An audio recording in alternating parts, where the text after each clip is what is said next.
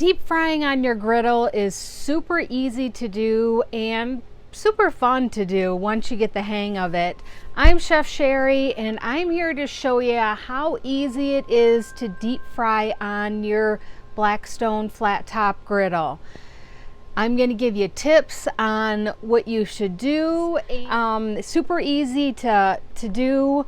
I love deep frying on the griddle, and this is a video that is also in my online griddle cooking classes. I'm going to leave a link to my online griddle course, and then also a link to a post on what I did about deep frying on your Blackstone griddle. So make sure to check it out. If you like this video, subscribe to my page, share it with your friends, and keep on coming back for more Blackstone griddle recipes. So, did you know that you could deep fry on the griddle? A lot of people don't think that they can, but I'm here to show you that you can deep fry on your flat top griddle. So basically you're just going to need a pan. You can use a cast iron pan. I like to just use a cheap disposable foil pan that I get at the dollar store. Some people will use big ones and actually will line them up and they'll do assembly line deep frying. The reason I like to deep fry on my griddle is it keeps the fry smell and all that grease out of the house. So I love to deep fry on the griddle.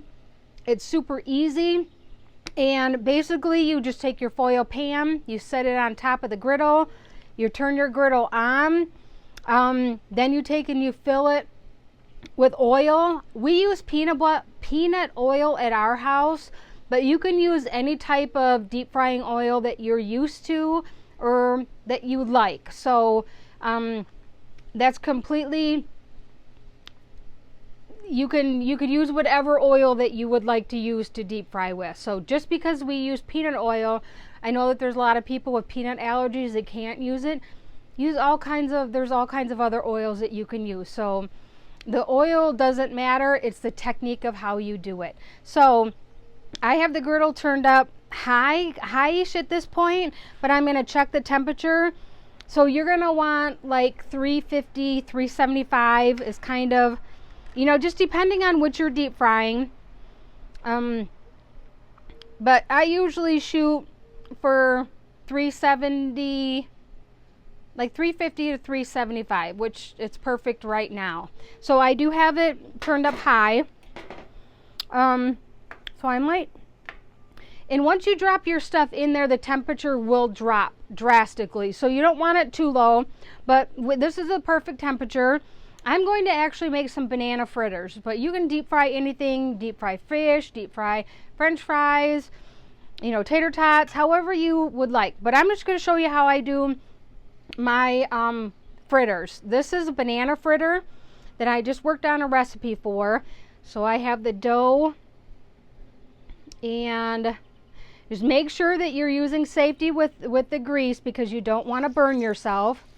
But that is what you want, is that sizzle. You don't want to drop this in to the fryer and not have it cooking, because then the grease will soak up into your food and it will be horrible. So you want to make sure that your grease is hot enough. So I'm just making some banana fritters. It's a recipe that I tried. I've made apple fritters that have turned out really good. And so this is just a banana fritter one. And it turned out really amazing. So I'm just gonna show you what I do. Pretty simple.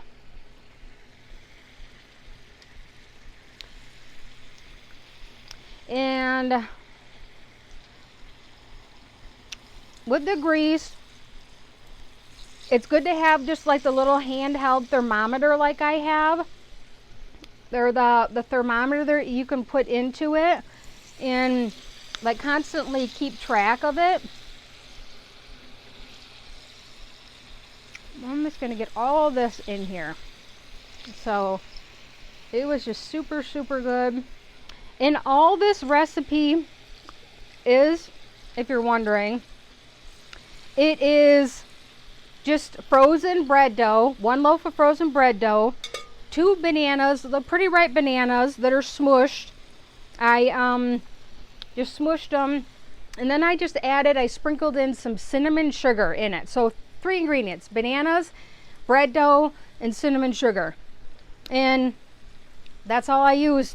I let the dough rise, and then I put it in the blender or the mixer, just mixed it all up in the blender, and then I did a little bit by hand, trying to get it to incorporate a little bit. But the bananas don't really want to incorporate very well, but that's okay. This recipe will still work. So you do the one side, and then you got to flip it over, because it only cooks on the one side. So you want to wait till it's nice and golden brown. Like these ones here that I just put in, they're not ready to flip. So you got to wait until they're golden brown. You can flip them and then flip them over again too. That's not going to hurt it. So, and if they do stick together, just try to get them unstuck here.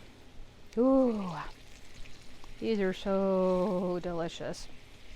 And then after I pull them out of the grease, I do have my plate here with the paper towel. So when I bring them off of the grease, I'll put them on the paper towel to let it soak up the grease a little bit. And then I'm just making a sugar glaze to toss these in. And all it is just powdered sugar. I do a splash of milk with it, and then some vanilla, a little bit of vanilla. Just mix it up, and you want it kind of on the runny side. You want it on the glaze side, because you want to be able to coat this in it and kind of let it drip off.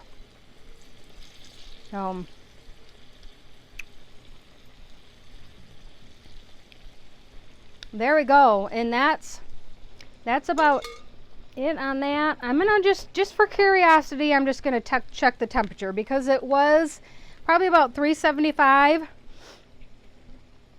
So after we put the fritters into it, it's dropped.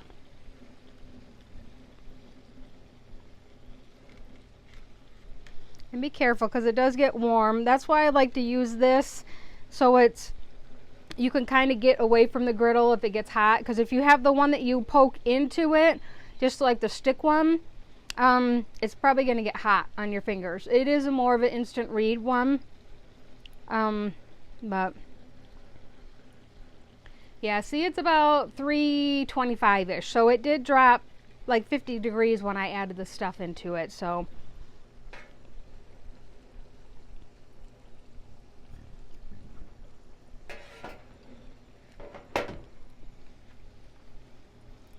and you can see it's still hot. It's still bubbling around each one of them, so it's still cooking them pretty good.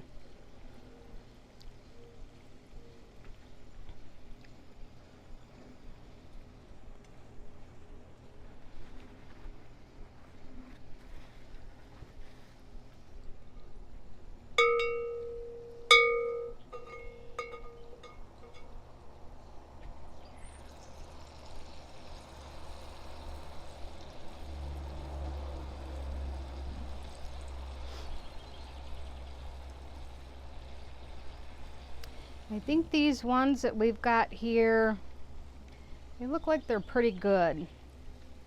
Yeah, they're pretty golden brown. It doesn't take a whole lot to cook these.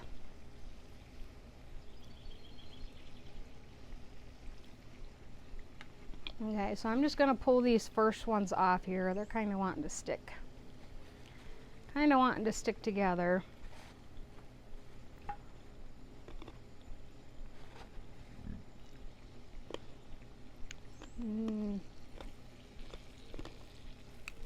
And if you need to flip them a little bit, you can flip them. It's not going to hurt it. They look pretty golden brown though, and they're floating, which is a good thing. Yeah, these little ones here are done.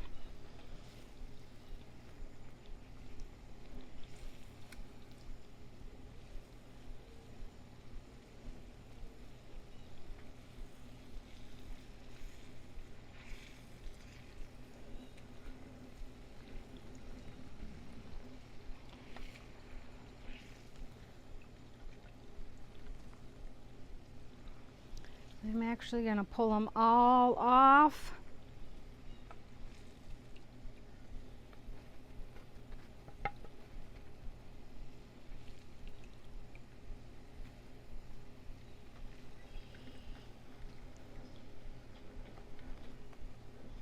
There's that.